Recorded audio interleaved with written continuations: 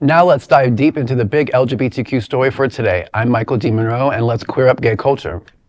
Drew Droege skewers queer privilege and messy white gaze. The best theater pushes us to laugh, squirm, and reflect. And that's exactly what audiences can expect this fall when Drew Droege brings his latest play, Messy White Gaze, off-Broadway. The show's title may sound like a tongue-in-cheek jab, but Droege says it's a much-needed mirror held up to the queer community. A press release calls him, quote, a sharp-penned diarist of the contemporary homosexual, end quote, promising an outrageous story where, quote, Brecken and Caden have just murdered their boyfriend and stuffed his body into a Jonathan Adler credenza. Unfortunately, they've also invited friends over for a brunch, and they're out of limes. Feel bad for them, end quote. Behind this dark comedy, however, lies a serious critique. Droege explains, quote, during the pandemic, I was watching a lot of films. And at the time, we were having all of this reckoning with the Black Lives Matter movement.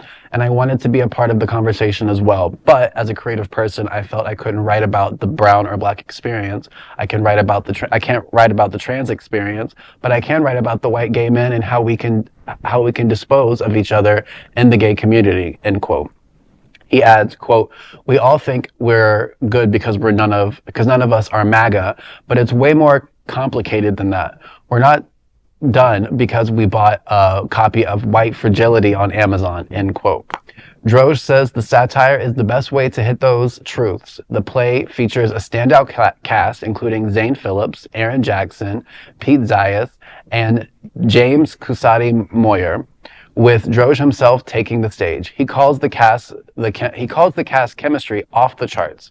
With Messy White Gaze, Droege promises not just laughter, but a confrontation with the uncomfortable reality that queer audiences, especially white gay men, may need to reckon with. The play will premiere off-Broadway this fall, running at the Duke on 42nd Street, New York, from October 6th and November 2nd will be the opening night.